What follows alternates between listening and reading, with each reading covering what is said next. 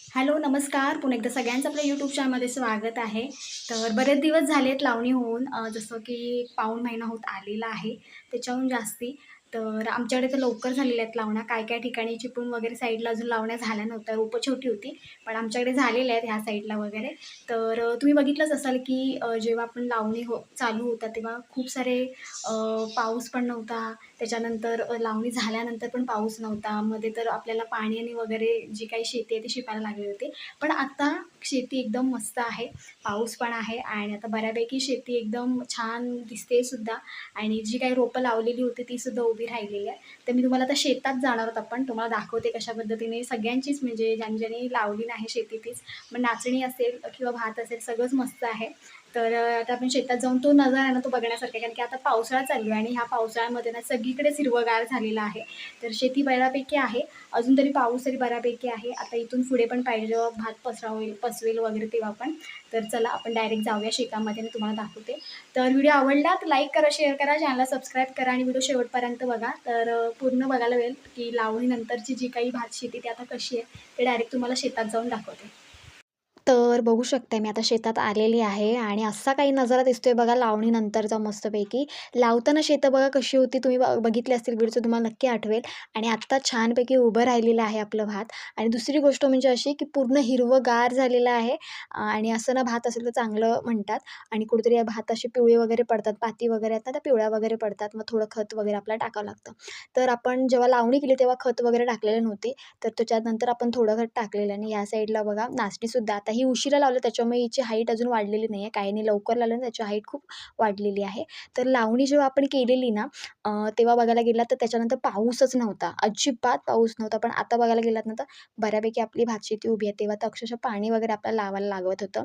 पण त्यानंतर पाऊस बऱ्यापैकी होता आणि अजून पण आहे. इथून पुढे पण राहायला पाहिजे थोडा कारण या तसं बघायला गेलात तर पसवेपर्यंत अजून पाणी पाहिजे. तर ह्यांना जास्ती आता ह्या दिवसांमध्ये ना खतं वगैरे घालायची नाहीत कारण की जास्ती भात ना हे होतं, काय होतं खूप वाढतं म्हणजेच काय तर त्याला मास्त बोलतात. तर खूप वाढवून द्यायचं नाही कारण की त्याचं काय होतं, त्याचा सगळा इफेक्ट आहे ना नंतर होतो पुढे कारण की जेव्हा भात पसवतात ना तेव्हा वाऱ्याने वगैरे भात पडतं. हाईट खूप असते त्याच्यामुळे. तर हे बघा हा आपला आतला बांध आहे 2 शेतांमधला मधला बांध आहे. तर ह्याच्यावरती भेंडे आहेत. मी त्या दिवशी बोलली होती की तुम्हाला दाखवेन. तुम्हाला दाखवता नाही आलं पण आता ह्या व्हिडिओच्या मार्फत तुम्ही बघू शकता. तर हे बांधांवरती आपण भेंडे टाकलेले होते. सगळेच भेंडे काय वरती आले नाहीत. जेवढे आले तेवढे बघा असे झालेत. तर हे गावठी भेंडे आहेत आणि ह्या दिवसांमध्ये हे शेतीचे जे काही मधले बांध वगैरे असतात ना, ते असे साफ केले जातात. तर इथून बघा किती नजारा मस्त दिसतो. तर खूप भारी दिसतंय आणि अजून तरी आपली जी शेती आहे ती बऱ्यापैकी आता इथून पुढे पसवेल. त्याच्यानंतर बघू पुढे कसं काय होतं. तर व्हिडिओ आवडला तर लाईक करा, शेअर करा, चॅनलला सबस्क्राईब करा. नवीन असाल चॅनल तर नक्की चॅनलला सबस्क्राईब करा. तर या दिवसांमध्ये आहे ना, बांध वगैरे असे बेनले जातात. मग मोठं बारीक गवत वगैरे आलं असेल ना, ते काढलं जातं. तर अशा पद्धतीने आपले भेंडे लावलेले आहेत. आता बघूया गणपतीपर्यंत हे भेंडे लागतील. तर सगळ्यांचीच भातशेती खूप मस्त दिसते. पाठून का होईना पण बऱ्यापैकी भातशेती मस्त दिसते. तर अशा पद्धतीने बघा इथून पण व्ह्यू मस्त दिसतो एकदम हिरवंगार असं. तर ह्या साईडला पण आपलं 3 शेतं आहेत. तर तिन्ही शेतं मस्त हिरवीगार दिसतात. तर आता मी दाखवते की जो काही खालचा जो बुंदा आहे ना भाताचा तो पण मस्त झालेला आहे. त्याला आवा बोलतात. आपण जेव्हा लावणी करताना जेमतेम 2 ते 3 आवे लावलेले होते तेव्हा एकदमच बारीक असतात रोपं. पण आता जर बघितलं त्याला फुटलेत बघा किती. तर आमच्याकडे ह्याला ना पोरं फुटणं असं म्हणतात. तर हे पोरं फुटणं म्हणजे काय तर साईडने परत जो काही भात आपण लावलेला असतो त्याला परत छानपैकी भात परत फुटतं तर त्याला पोरं असं बोलतात. पोरं फुटली म्हणून असे बोलतात. तर हा आवाज मस्त झालेले आहेत बघा भाताचे. तर अशा पद्धतीने भात आपलं मस्त आहे यंदाचं. तर आता आपण इथून पुढे काही खत वगैरे जास्ती घालणार नाही. जर वाटलं तर थोडं घालू, नाही तर अजिबात खत वापरणार. जेवढं भात ना मडगं राहील ना तेवढं चांगलं. म्हणजे जास्ती पण वाढवून नाही द्यायचं. तर खतांमुळे ना भात खूप वाढतं या दिवसांमध्ये. तर असं सगळा नजारा आहे. तर लावणीनंतर खूप भातशेती आपली स्टेबल आहे, मस्त आहे. आता बघूया पसवेल कशी काय, कारण की इथून पुढे आहेत ना कीड पडणं, करपा रोग येणं असे वगैरे चालू होतं. ते बघा असे एकदम मोठेच्या मोठे असे छानपैकी आवे झालेले आहेत तयार. ह्याच्यापेक्षा पण मोठे आवे होतात. पण कापताना भातात मजा येते, कापताना वगैरे पण बघायला मिळेल तुम्हाला कापणीच्या वेळी. तर असा हा नजारा इथून सगळा आपला दिसतोय. तर अशी आपली लावणीनंतरची भातशेतीचं सगळं बघायला मिळेल तुम्हाला. तर इथे बघू शकता हे इथून बघायला गेलात तर हे असे भेंडे लावलेले असतात. तर आमच्या शेजारच्या शेताच्या वरती हे बांधावरती लावलेले आहेत भेंडे. तर हे गावठी भेंडे आहेत. तर आता हे लागायला लागतात आणि टेस्टी लागतात. आणि हा इथून कोपऱ्यावरून मी तुम्हाला दाखवते, हा सरळ बांध आहे. तर प्रत्येक ना शेतांच्यामध्ये असे बांध आहेत. तर ते बघा, हे पण आपले जे बांध आहेत ते काल परवा वगैरे मम्मीने वगैरे साफ वगैरे केलेले आहे. तर ह्या दिवसांमध्ये गवत सगळं काढलं जातं शेतामधलं, कारण की पुढे आपल्याला त्रास नको यासाठी ते सगळं काढलेलं आहे. तर हे बघा, पप्पाने आमच्या इथे ना चिबूड लावले, तर म्हटलं चला लागले तर तुम्हाला दाखवूया. बघा, एक चिबूड इथे लागलेलं आहे मस्तपैकी.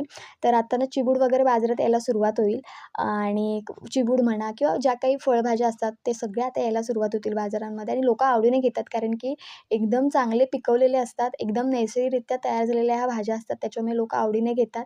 हे बघा, ते यायला सुरुवात झालेली आहे. छोटे-छोटे आहेत ना चिबूड आता यायला सुरुवात झालेले आहेत आणि फुलंसुद्धा यायला सुरुवात झालेली आहे. गेल्या वर्षी पण इथेच आपण टाकलेले होते, म्हणजे लावलेले होते बिया आणि छानपैकी ते चिबूड लागलेले होते आणि चिबूड मोठासुद्धा होता. तो पण व्हिडिओ मी टाकला होता गेल्या वर्षी. गेल्या वर्षी बरोबर गणपतीमध्ये पिकला होता चिबूड, पण यंदा थोडे गणपती लेट आहेत, त्याच्यामुळे चिबूड लवकर लागलेले आहेत. तर हा त्याच्या आधीच तयार होईल.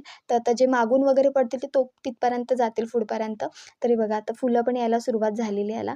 चिबूड म्हटलं ना, की त्याला खूप एरिया लागतो, कारण की सगळ्या वेली सगळीकडे पसरतात त्याच्यामुळे. तर हे पप्पांनी लावलं होतं आणि बघा फुलं यायला सुरुवात झाली. जी फळ घेऊन जी फुलं येतात ना ती, तर असे सगळा पसारा इकडे बघायला मिळेल तुम्हाला, पूर्ण सगळीकडे हे झालेलं. त्याच्यावरती हा एक पहिलाच पडला आहे, त्याच्यामुळे तो मोठा बघायला मिळेल तुम्हाला. तर बघा, इथून असा सगळा आपल्या शेतीचा व्ह्यू दिसतो आपल्या दुकानाच्या इथून. तर व्हिडिओ आवडला तर नक्की लाईक करा, शेअर करा, चॅनलला सबस्क्राईब करा. तर लावणीनंतर मस्तपैकी आपली शेती छान उभी राहिलेली आहे.